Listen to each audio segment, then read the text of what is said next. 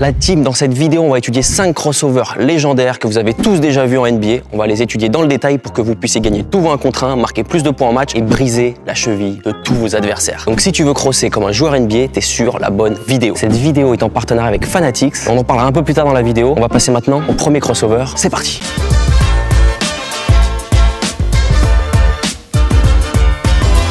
Avant de rentrer vraiment dans le détail des crosses, je voulais juste vous faire un court tutoriel sur comment vous pouvez vous travailler chez vous n'importe quel crossover. L'idée pour vous, ça va être d'aller sur internet, de regarder les crossovers que vous voulez travailler en vidéo, les voir au ralenti, aller dans le détail, faites une prise de notes sur tout ce qui pourrait être intéressant à voir et ensuite allez dans votre jardin, allez dehors, prenez un ballon et performez ce crossover le plus longtemps possible. Là, il faut de la répétition. Faites 5 minutes d'affilée le même cross, 5 minutes d'affilée, en essayant d'être le plus concentré sur tous les détails que vous avez vus juste avant. Si vous voulez aller encore plus loin, je vous invite à prendre votre téléphone et à vous filmer sur une dizaine de crosses où vous le faites en répétition 10 fois et ensuite vous allez regarder sur votre écran. Si vous le faites bien, vous allez comparer avec le joueur NBA, vous allez voir la vitesse, vous allez voir pas mal de choses et vous allez pouvoir donc vous corriger et être de mieux en mieux là-dessus. Maintenant, la vérité, c'est le terrain, bien entendu. Donc si vous arrivez à faire le mouvement correctement, si vous arrivez à être fluide sur le mouvement, et bien tout simplement vous allez avoir la bonne lecture une fois que vous serez sur le terrain. Si vous avez la bonne lecture, vous allez pouvoir crosser quelles que soient les circonstances. Donc voilà le petit tutoriel. Je voulais juste mettre ça en début de vidéo pour être sûr que vous puissiez progresser. Maintenant c'est à vous, on passe au premier crossover. C'est parti. Couldn't have been too much of a hero to you if you crossed me like that. So that was the only conversation we had. Cross to see what he bite on it. I let him set his feet, and then I stepped it back again. Allen shakes free, gets two. Sur ce tout premier crossover, on voit Allen Iverson qui est axe panier-panier. On voit que Michael Jordan offre une orientation sur son côté gauche parce que c'est la main faible d'Allen Iverson. On voit qu'il a la main presque au sol pour pouvoir contrer le dribble. On sait qu'Allen Iverson est très bon pour enchaîner ce crossover de manière très efficace et très rapide. Et donc, ça permettra à Michael Jordan de pouvoir potentiellement piquer le ballon et aller marquer. Mais Allen Iverson est plus malin que ça. On voit que sur le premier cross, la première lecture qu'a Allen Iverson, c'est de regarder la main de Michael Jordan et de lancer le premier crossover, pour forcer Michael Jordan à changer, à modifier un petit peu son centre de gravité. On sait que Michael Jordan est un très bon défenseur, très athlétique. Donc quand Allen Iverson va enchaîner sur le premier cross, il va dribbler très proche de ses genoux ici, Il va lancer celui-ci et dribbler très proche de ses genoux, c'est-à-dire que même si Michael Jordan a la main très basse, on n'a pas de souci pour pouvoir crosser correctement sans perdre le ballon. Allen Iverson ici va lancer son premier cross ici. On va faire attention à une chose, c'est qu'il va lancer les épaules dans un premier temps et il va lancer avec un mouvement de la tête et du regard, Il va faire, vous savez, comme la vague au hip-hop, Il va envoyer son épaule intérieure vers ce côté-là, Hop, avec énormément d'amplitude sur le crossover. Et ensuite, il va dribbler très fort au sol, très rapidement, pour forcer Michael Jordan à ouvrir son appui. On voit maintenant que Michael Jordan a une orientation neutre. Et là, ça va être le moment pour enchaîner sur un deuxième crossover. Michael Jordan est déjà dans les vapes. Il essaye d'intercepter le ballon rapidement. Son centre de gravité, ses épaules, regardent de ce côté-là. Et Allen Iverson va pouvoir faire un dribble et tirer. Nous, ce qui va nous intéresser sur cette vidéo, c'est de regarder le mouvement d'Allen Iverson. On voit que ses pieds ont une orientation neutre. On voit qu'il va envoyer ses hanches, ses épaules et son regard de cette manière-là. Et ensuite, il va crosser le plus fort possible. On voit qu'Allen Iverson va envoyer très fort son dribble sur le côté, mettre beaucoup d'amplitude et enchaîner sur un dribble tir. Donc en résumé, on envoie son pied le plus loin possible sans orientation. On lance le crossover, on met tout son poids sur ce côté-là, on met l'épaule intérieure de ce côté et on change de direction. La deuxième main, elle sert pas qu'à ouvrir des portes, Elle va servir à protéger et à vendre vraiment le crossover. Si on a la deuxième main ici, il y a de grandes chances pour qu'on parte de ce côté-là. Donc on envoie le cross ici et on change de direction. Je vous montre ça tout de suite.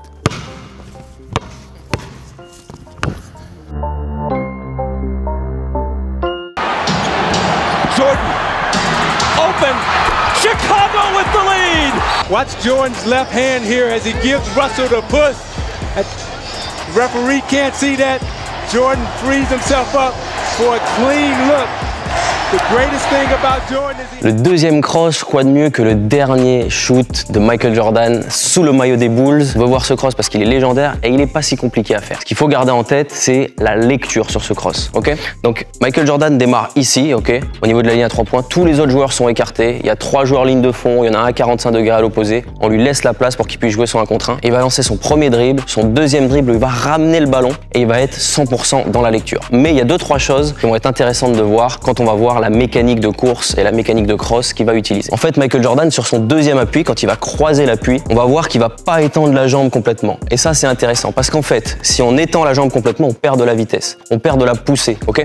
Donc il va planter son appui dans le sol, comme ça il va pouvoir continuer à pousser et à garder de la force, de l'équilibre et du momentum sur son cross. On sait que Michael Jordan est athlétique et rapide, il va démarrer très fort, très vite au contact du joueur, ok? On sait que Michael Jordan, il a son œil moteur qui est à gauche, donc il a tout le terrain dans son confort, il a beaucoup de lecture, il peut voir tout ce qui se passe parce qu'il est œil moteur gauche. Donc il va envoyer son premier appui tellement rapidement au contact du joueur que le joueur va croiser ses appuis, ok? Il va être ici, il va croiser ses appuis, ce qui fait que ses hanches, ses épaules et son centre de gravité sont vers l'avant. Il est pleine vitesse pour essayer de stopper Michael Jordan, mais Michael Jordan, lui, a gardé une chose intéressante, c'est le contrôle sur son corps. Il va planter son dernier appui au dernier moment, ok, en ayant une petite rotation des chevilles pour pouvoir être sûr de faire un arrêt net et changer de direction facilement.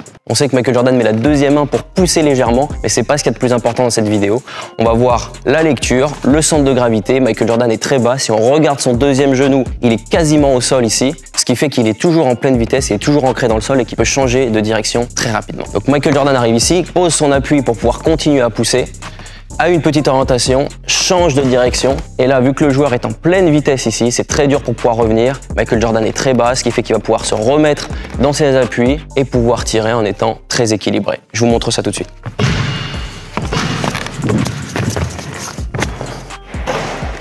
Avant de passer au prochain cross, je voulais vous parler de Fanatics qui sponsorise cette vidéo. Fanatics, c'est le store numéro 1 en France pour la vente de maillots de NBA, de NCAA et même d'autres sports. En ce moment, par exemple, ils ont tous les vêtements des Boston Celtics champions, la casquette de champion, le t-shirt de champion, etc.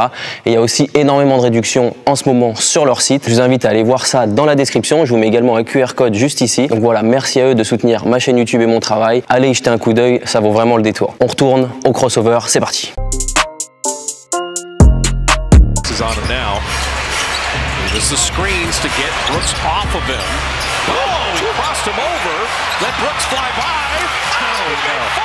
Ce troisième crossover, c'est Stephen Curry qui cross Dillon Brooks. Vous allez voir que c'est pas le cross le plus compliqué. On est 100% dans la lecture, et pas de la lecture physique du défenseur, mais plutôt de la lecture tactique de la défense de Houston. La défense de Houston offre une petite particularité, et donc on va étudier ça ensemble pour pouvoir être sûr de crosser son adversaire si l'équipe adverse défend de la même façon que les Houston Rockets. C'est parti. On est sur ce qu'on appelle une early offense, c'est-à-dire les 10 premières secondes de l'attaque. Sur ces 10 premières secondes, les Warriors, ils utilisent ce qu'on appelle un drag screen. Un drag screen, c'est un écran très haut au niveau du spot du deuxième arrière. On voit même que l'autre coéquipier se prépare pour un deuxième écran et faire un double drag screen, c'est-à-dire 2 écrans d'affilée. Peu importe, là on va se concentrer sur le premier, assez haut, de Draymond Green. Cette fois-ci, la défense des Houston Rockets va faire ce qu'on appelle ice, c'est-à-dire qu'ils vont forcer Stephen Curry à ne pas prendre l'écran. Quand Stephen Curry va essayer de prendre l'écran, son défenseur va se mettre en opposition pour qu'il ne prenne pas l'écran. Et c'est là où ça va être intéressant pour nous parce que Dillon Brooks, il est surexcité sur cette action et il va défendre n'importe comment et se jeter dans tous les sens. Donc sur cette première action, Stephen Curry va proposer un dribble entre les jambes pour aller en direction du pic. Dillon Brooks va se jeter pour contester l'écran. Il y va n'importe comment, il y va en se lançant face au cercle ici, en n'étant pas du tout dans une orientation défensive naturelle, ce qui fait que Stephen Curry va faire donc premier dribble ici, deuxième dribble dans le dos. Déjà, Dillon Brooks, il est dans le vent. Mais Dillon Brooks, c'est quand même un athlète et il arrive à revenir ici. Donc Stephen Curry va prendre un petit peu plus de place ici.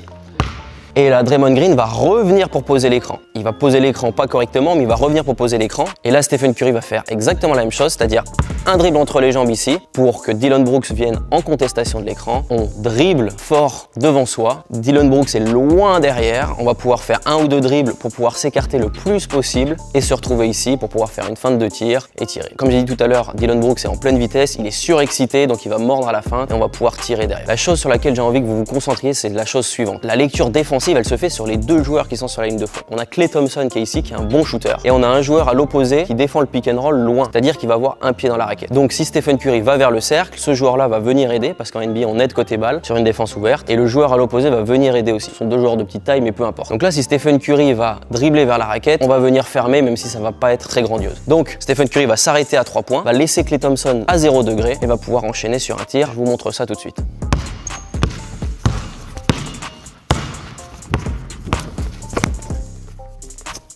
Pensez sur la fin de tir, Stephen Curry pose ses appuis, regarde le cercle, commence à armer son tir et au moment où il voit Dillon Brooks qui saute, il va protéger son ballon sur le côté pour être sûr qu'il ne lui l'applique pas en redescendant. Face au cercle, équilibré, il va pouvoir tirer et marquer un panier incroyable. Et cette vidéo a fait le tour du monde et ce sera à toi maintenant de faire le même type de cross pour faire le tour du monde.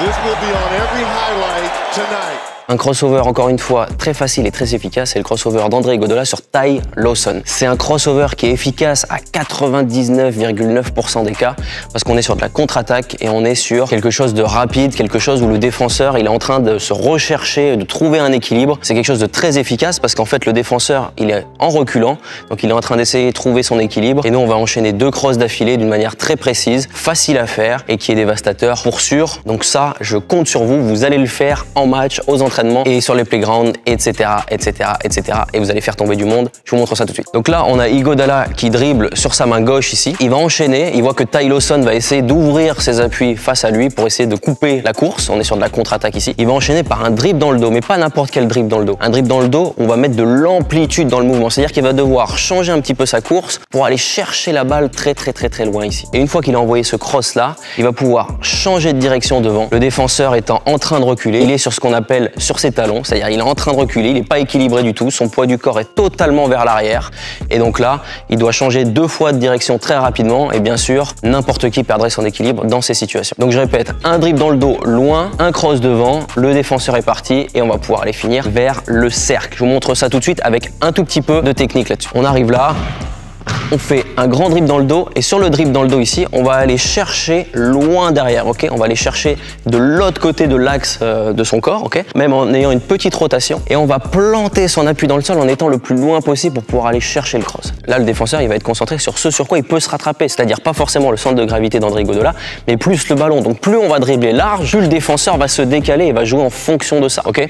Donc large ici et on recrosse derrière. Si on arrive à le faire suffisamment rapidement et en avançant, le défenseur, il est dead. Je monte rapide.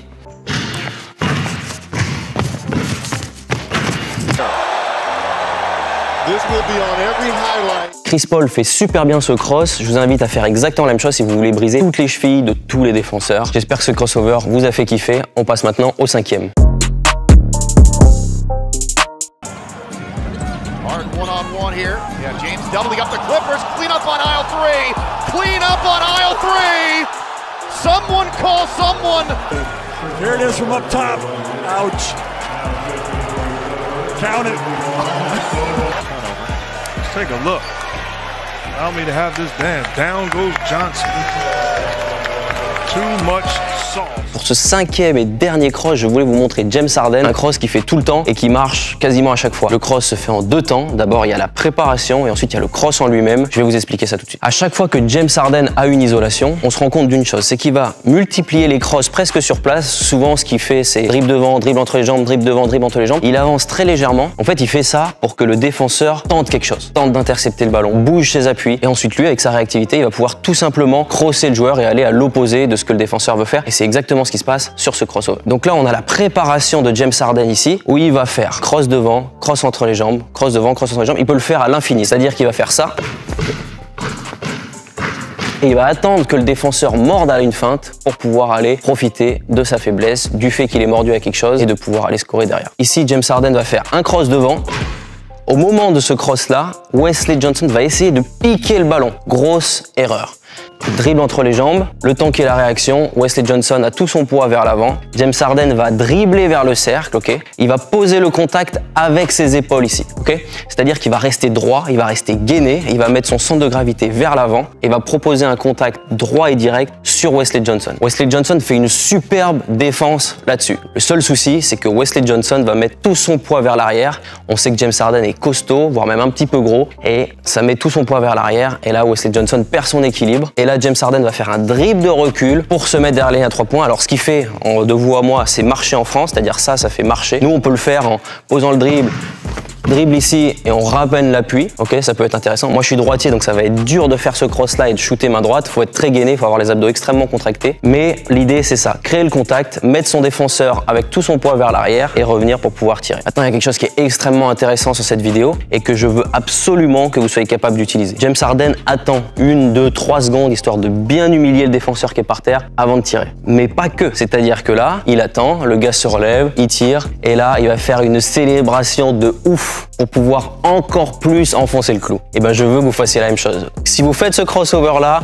vous faites tomber le joueur, vous le regardez, vous attendez, vous shootez et ensuite faire une célébration qui dure tout le long du terrain pour revenir en défense. Je compte sur vous. Si tu veux qu'on travaille ensemble de la même façon, j'ai 2 programmes d'entraînement. Le premier, c'est le programme Game On, 100% basé basket. On va travailler tes skills pour que tu puisses devenir le joueur que tu rêves de devenir, prendre confiance en toi, meilleur scoreur, meilleur dribbleur, tout ce que tu peux imaginer. Et le deuxième programme, c'est le programme Ball in Strong. Là, on va faire de toi l'athlète ultime. De la musculation, sauter plus haut, courir plus vite, être meilleur en défense, être plus athlétique, être un meilleur joueur sur le terrain. Si tu veux en savoir plus, le lien est dans la description. J'espère que tu as kiffé cette vidéo. Dis-moi dans les commentaires quel est le crossover que tu as le plus kiffé. On remercie bien entendu Fanatics pour la sponsorisation de cette vidéo. N'oublie pas de t'abonner, c'est gratuit et c'est la meilleure façon de me soutenir. Je vous dis à très vite, c'était Coach Mathis. Ciao.